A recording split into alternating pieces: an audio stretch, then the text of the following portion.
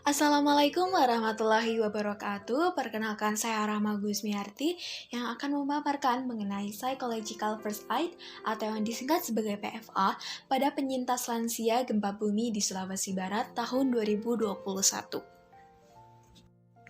Psychological First Aid adalah tanggapan awal dan dalam waktu singkat yang diberikan kepada orang yang mengalami permasalahan secara psikologis yang disebabkan oleh bencana ataupun keadaan darurat. PFA merupakan bantuan pertama psikologis yang diberikan kepada para penyintas dengan membuat mereka merasakan aman, tenang, memiliki harapan, dan nyaman. PFA tidak hanya dapat dilaksanakan oleh praktisi kesehatan mental maupun tenaga profesional, namun masyarakat yang bertugas saat tanggap darurat dilaksanakan. Dengan hadirnya PFA, penyintas dapat menceritakan permasalahannya. Dalam prosesnya, diharapkan PFA tidak hanya memberikan ketenangan, namun membantu para penyintas untuk melakukan interaksi dengan yang lain, mampu menolong diri sendiri, baik sebagai individu maupun sebagai komunitas. 3 prinsip utama pelaksanaan PFA menurut World Federation of Mental Health tahun 2012. Yang pertama, lihat, yakni melakukan pengamatan mengenai terjaminnya keamanan dan kebutuhan dasar seperti makan dan minum. Lalu, mengamati orang yang mengalami reaksi distres yang serius. Yang kedua, listen, yang berarti dengarkan, yakni melakukan komunikasi ataupun kontak dengan orang yang membutuhkan support.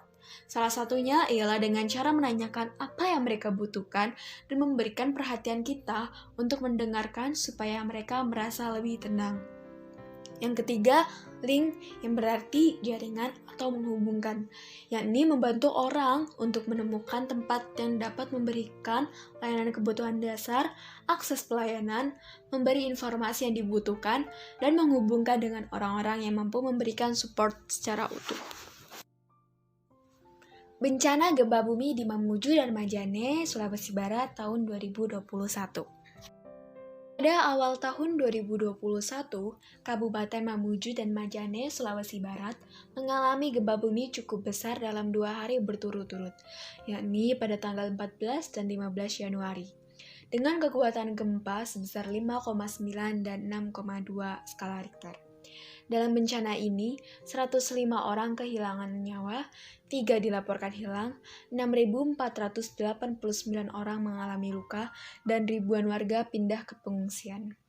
Selain korban jiwa dan kerugian material, bencana juga berdampak terhadap kondisi psikologis para penyintas, di antaranya yakni kecemasan, depresi, bahkan PTSD. Kegiatan PFA di Sulawesi Barat dilakukan sebagai intervensi awal dengan tujuan menstabilkan psikis penyintas dan membantu supaya para penyintas terkoneksi dengan bantuan dan sumber daya yang mereka butuhkan. Kegiatan PFA ini dilakukan dalam 3 tahapan.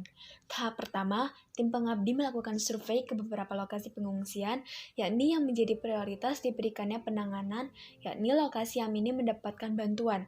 Setelah ditetapkannya lokasi, maka dilaksanakannya asesmen awal akan kebutuhan dasar maupun kondisi psikologis penyintas dengan wawancara dan observasi secara personal.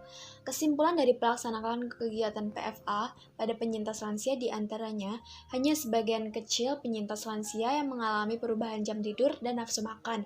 Beberapa penyintas lansia mengeluhkan gangguan fisik sehingga membutuhkan obat-obatan, terutama bagi lansia yang memiliki diabetes. Dan yang terakhir, kecemasan lebih dirasakan oleh warga yang bertempat tinggal di sekitar pantai karena ketakutan akan terjadinya tsunami. Tindak lanjut hasil asesmen adalah penyaluran bantuan sembako, tenda, selimut, obat, dan pendampingan psikologis kepada para penyintas. Berikut merupakan dokumentasi dari kegiatan PFA yang dilaksanakan oleh tim pengabdi. Berikut merupakan sumber yang digunakan.